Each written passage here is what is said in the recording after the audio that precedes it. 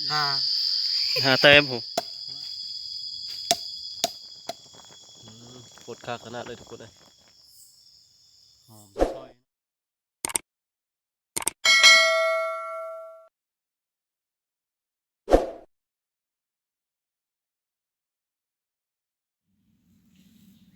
ทักทายสบายดีสวัสดีพ่อแม่พี่น้อง FC ทุกท่านที่ติดตามรับชม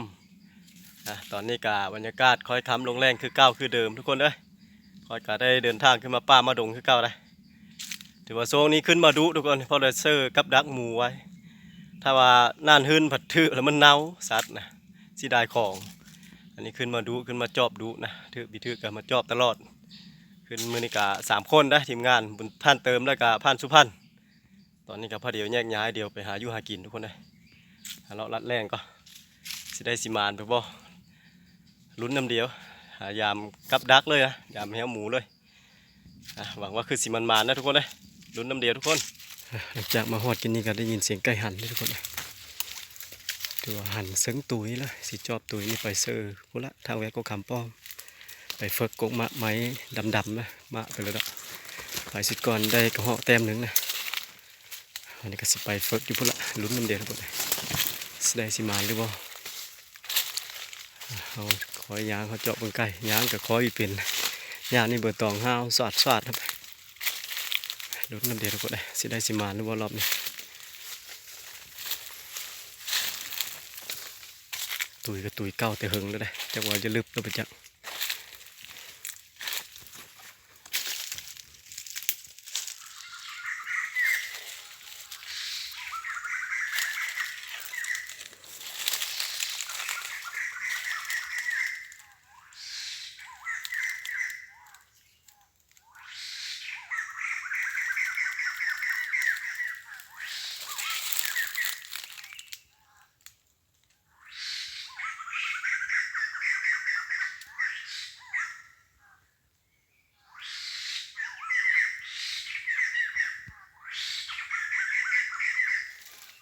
มาวันนี้เห็นกระจ้อนไตเคอทุกคนเลย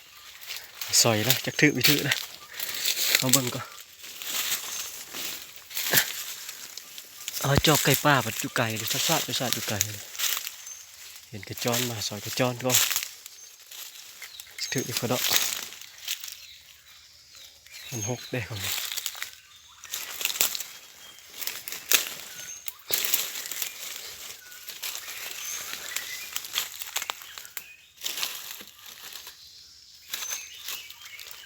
bị thứ sợ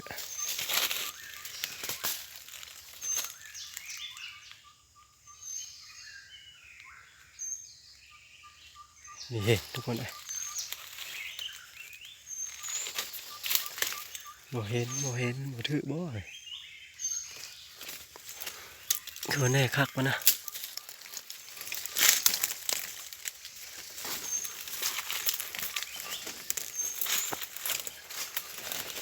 คือนี่แหละโอ้บีถือรอดพี่รอดทุกคนเลยบีถือซ้ำตามทุกพี่ก็ประมาณมาถือซ้ำ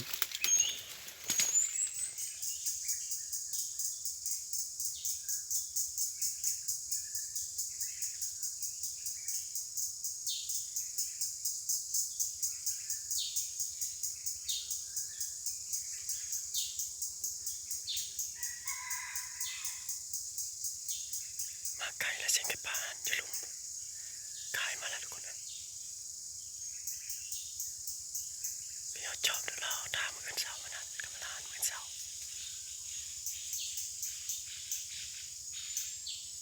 ยาแมวก็ยาแมวหมูก็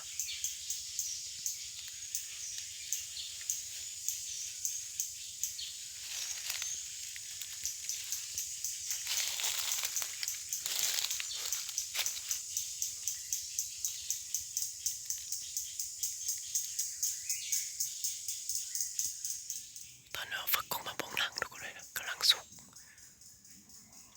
สูงขนาดไหนกระเม็มอยู่เลยไก่หันนี่แหละปลาหนุปลิวกินจะตะดึงหมดเลยก็จะมาก็มาแล้วสูงขนาดไหน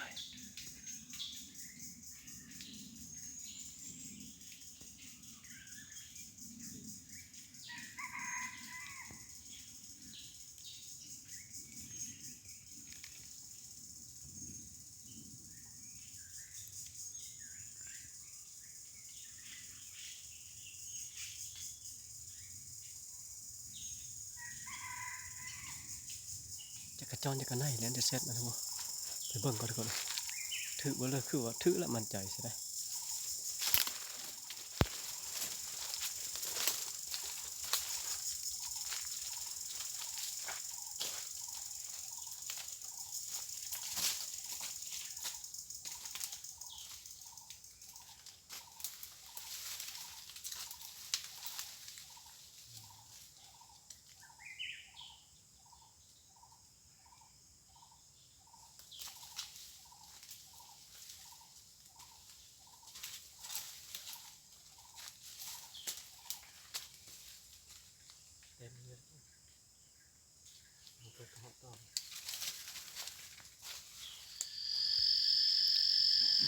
ตอนนี้ค่อยกะมาฮอตบอลแล้วทุกคนเลยค่อยได้เต็มเดียวกับจอนตัวหนึง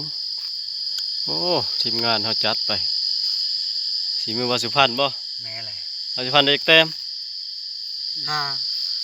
5 เต็มหูว้าเนาะได้หลายกันเลย ได้สี่แต้มนี่บ่ เออพันสุพรรณได้4 เต็มได้กระเหาะตัวนึงนกเป้า2นกน้อยตัวหนึงพันเติมกระเหาะตัวหนึงเอาเลย คอยกะยาแล้วคอยก็ได้เต็มหนึงคือเดียวคอยได้กระจร มานโอ้ว่าจะมาแล้วออกไปแล้วนี่ก็ซอยรถหน่อยจ้ะเดี๋ยวไปหยุดกินคือจะแม่นคอยแล้วถือเลยเฮ็ดหยุดกินมื้อนี้ มันจะมานละแป้งกัน โอ้ไฟลุกแล้วเนาะเฮ้ย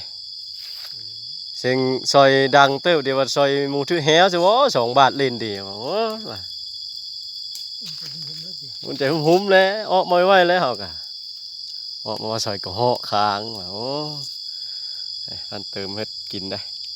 เฮ็ดแกงนกเป้าเสบพักรอบนี้นะแซ่บๆเลยผลงานเบาสุพรรณได้ทุกอย่างซื้อไว้ได้ใหญ่ ใหญ่แล้วปลามันพร้อมแล้ว เป้าโทนโอ้ยมีคนย่างใส่คนเลย นกเป้าโทนก็มีมาเฮ้ย ทำได้เหมือนกันเนาะ จำเลยนกเป้าโทนมาซื้อมันกัน ซ้ำแล้วจะซ้ำเลยหนูก็ไอ้แม่นกหมู เมื่อเช้ามันก็เฮาดีอยู่ได้ครับมันซอยวิทื่อคือความทองคำนะ มันก็พิเศษกันเลย แต่ก็เฮาจะมีเฮาเมื่อเช้าเดี๋ยวนกเป้าจะเฮาอยู่เฮิงมันเฮา สมมติเราเห็นกูให้ตัวนั้นสุกไปกูนั้นเติมเนาะ มันมีเปอร์เซ็นต์มันต่ำหอม โอ้ชื่อลึกแล้วขันไปหดทำกันมาเลยน้ำตัวตัวนี้ครับอ่ะเล็ดมัน สิไปได้เลยว่าสิ เราก็ไปตามตัวทางตัวไปนั่นแหละ ไปเบิ่งกบให้นี่แหละ บึ้มใช่ได้ยินเสียงโต๊ะก็เบิ่งเห็นแต่หอบถือว่าหอบนี้บาปันเพื่อนเป็นคนแต่อยู่เขากินได้นี่คือหอบก้อนทุกคนเลยหอบก้อนค่อยมีได้เพื่อเลยทั้งเฮ็ดกินเฮ็ดโคหอบนี้บาปันเพิ่น มันก็ได้อยู่หอมนี่ก็ค่อยจะเฮ็ด เฮ็ดบ่เฮ็ด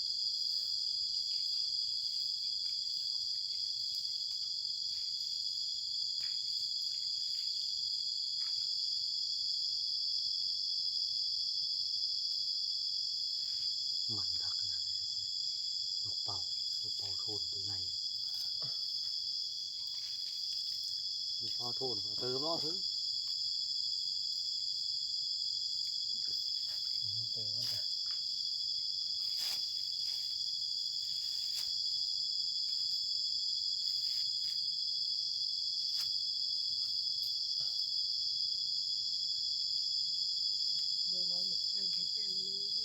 เฮาว่าน้ำแต่แฮวเฮาอันนี้สักย้ายไปซื้อน้ำไปน้ำย้ายไปซื้อน้ำไปน้ำ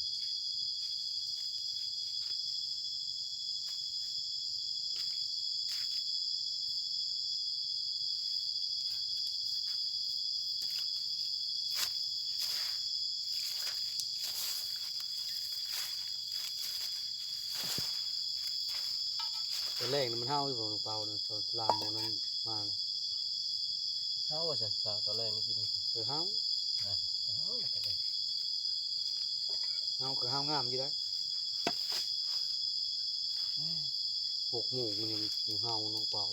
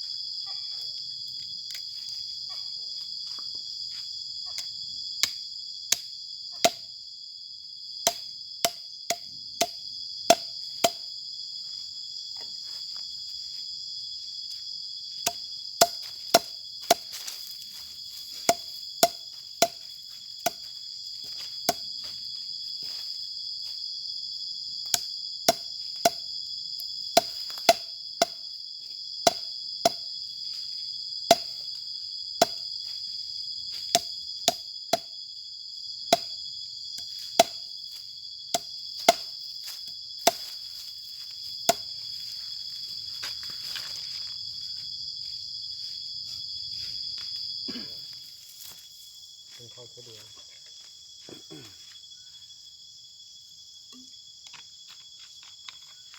ปรุงได้ปะเนี่ย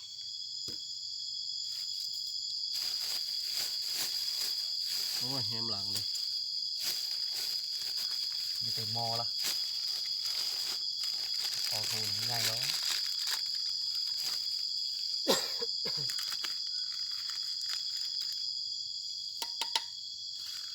ชื่อสีเข้มๆเว้ย เจอพอดีเลย เชื่อหลังมันเข้ม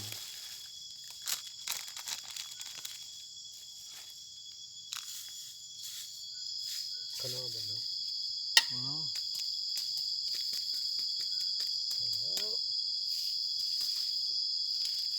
น้ำตาลเด้ เดี๋ยอะเอามาแต่เฮิงอีมัดอยู่กันผู้ช่วยได้ร้ายมันหมด น้ำตาลได้ประพันธ์เชื่อป่ะ อ้าวลืมกระเทียมมาให้เรา เด้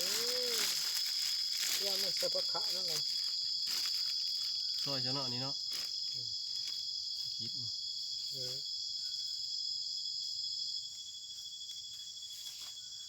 ใส่ปลาขะในชะอมเลย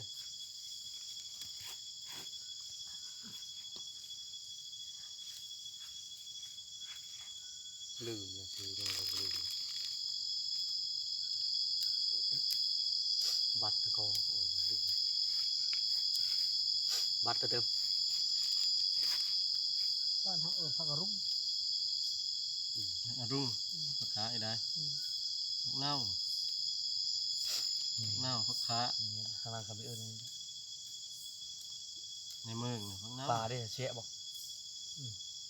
ปลาจ้ะตะก้าเดี๋ยวเอาก้า แม่บันโง่นี่คือเขานากาตอนเชะกัน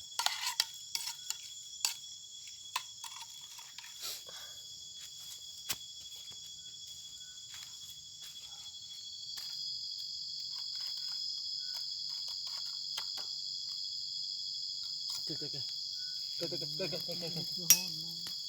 ชื่อน้องเจนก็หอมอะไรพดแล้วบ่พอบ่ปกจอหัดโหลด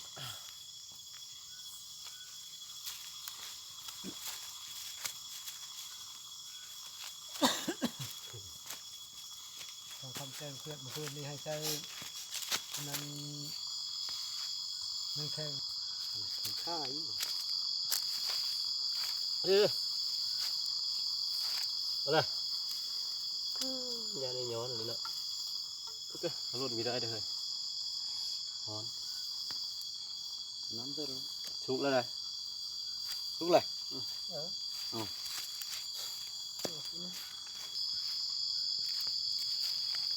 น้ำเจอลายบ่อย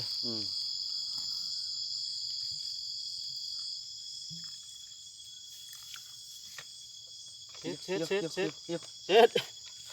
เช็ดเช็ดเช็ด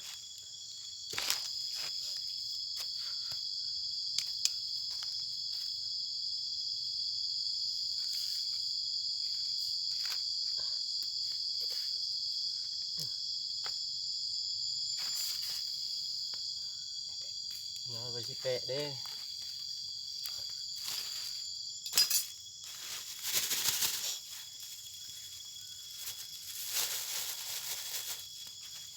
คุยจุดนี้กับเงาคนก็เป็นเสื้อผ้าน้ำหลังเฮ็ดโอเค ตัวเลือกเฮากินตัวนั้น โยฮ้อนเฮ้ย เฮาอยู่นอกมีเห็นฮ้อนเด็ด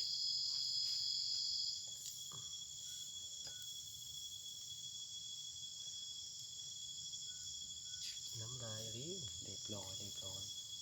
แกงซะเลยเต็มหม้อกูเธอเลยป้องหู กดคักขนาดเลยทุกคนเลยเต็มหม้อพอดีเลยซ้ำสีสดหน่อยนี่นะ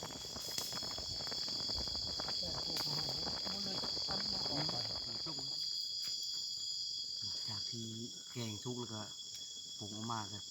พอได้กินเลยได้ครับคอยจะทำเย็นไปก่อนทำนิดเลยน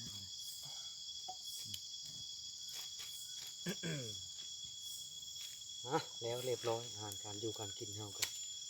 มื้อนี้แกงนกเป่าโทนมีโป่งสองการ ฮ้อนได้เหรอกินอยู่พี่เลยย่อ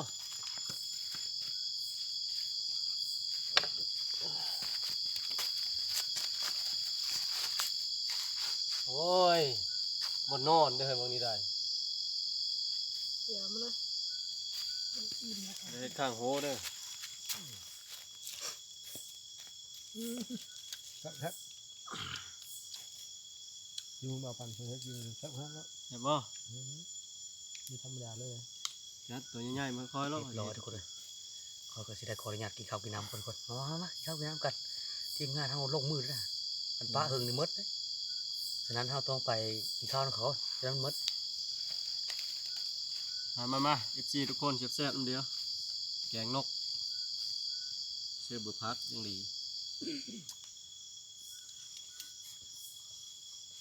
เอามาคับมันช่วยจะแซ่บหน่อย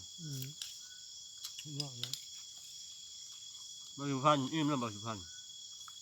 กินมาตั้งแต่นั้น กินมัตตบานอิ่มแล้วบางสุพรรณ มา เดี๋ยวไปล้างมือชุบยา บ้า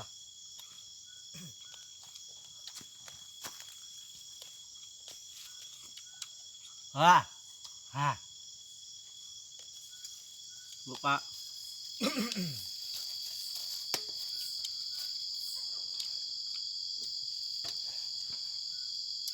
เมื่อมาผู้เดียวมันล่มปุ๊บจะก้านกันไม่ได้ อ้าวบักมูกกี่ได้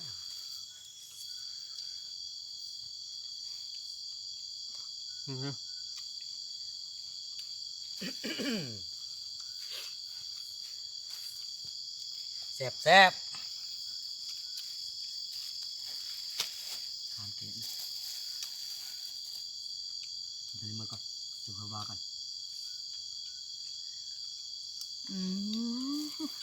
ไปทางนั้นไปทางเหี้ยวบ่ไปเมื่อแรงทางเหี้ยวหลังนั่นบ่ หอดอีกแล้ว แวะลงเบิ่งเลยหลังปราสาทนั่นน่ะ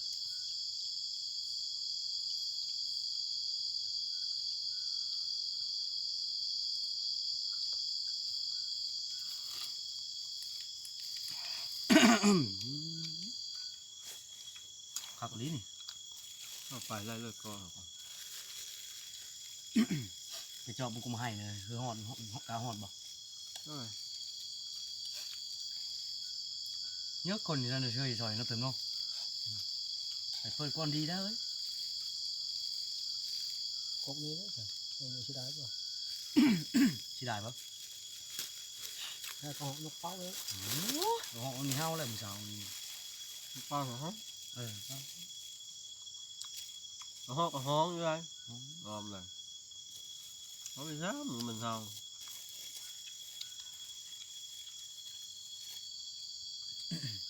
เบิ่งละมือหน้าอย่าไปเบิ่ง เบิ่งอยู่นี่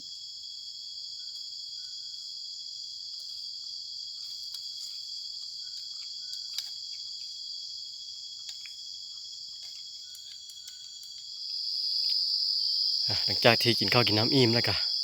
คอยก็ออกมาการทุกคนเลยทีมงานแล้วก็แยกเดียวไปได้บาสุพรรณไปกกมาให้พวกละ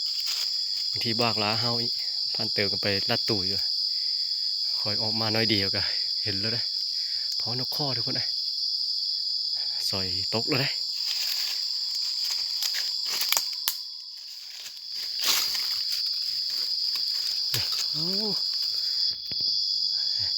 มาแล้วทุกคนเลยมาแล้วข้อเต็มหนึงแล้ว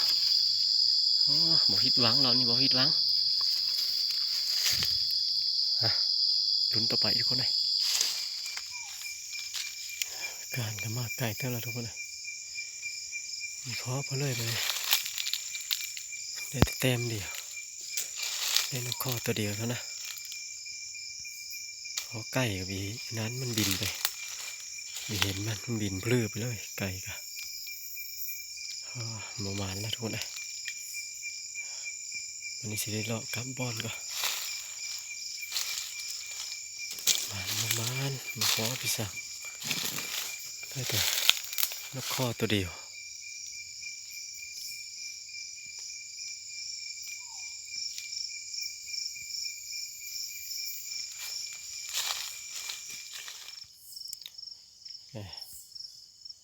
ตอนนี้ค่อยกะมาฮอตบอลแล้วทุกคนเลยบ่มานได้เต็มเดียวนกข้อตัวหนึงเท่านั้นแล้วฮอตบอลเสร็จแล้วมาทีมงานได้พันเติม บ่ได้ บ่ได้มีพอเขาเลย พ่ออยู่ครับพ่อจะแน่นอน ไปปะคอยอยู่ตุยคอยลงตุยย้อนโอ้ แฝงกดได้เนาะ โลเล่ๆอยู่ได้เลาะลงห้องแล้วว่าสุพรรณเด้ แต้มหนึง โอ้ได้แต้มหนึงพอ เออ ฟ้าวกงมาให้นี่ได้ เออ บ้างลาบ่ บ่ มีแม่นสิเลยซะ เพิ่นพูดไล่ๆนั่น ไอ้ลายอยู่แยงเบิ่งอยู่แยงก็ทุกคนเลยโอ้ลายๆดีนะ ในกระจอนมันได้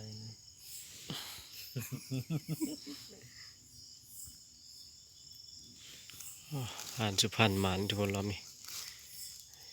เบิ่งหางก่อนนี่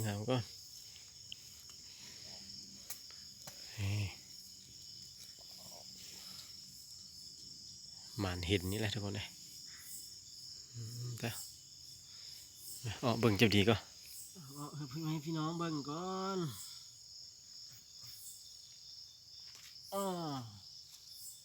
ใหญ่กว่าพันเติมได้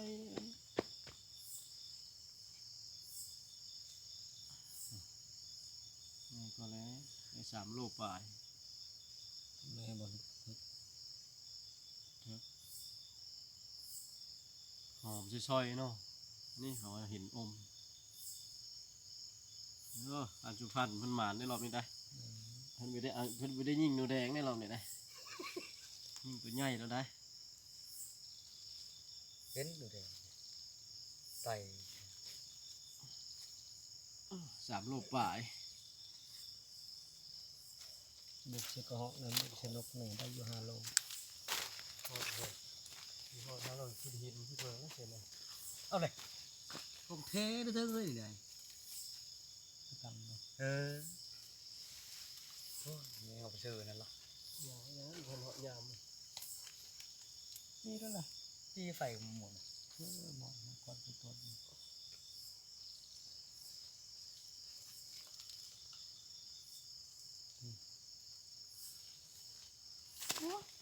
จีนี่ เยอะไปจุไฟแค่นั้นก็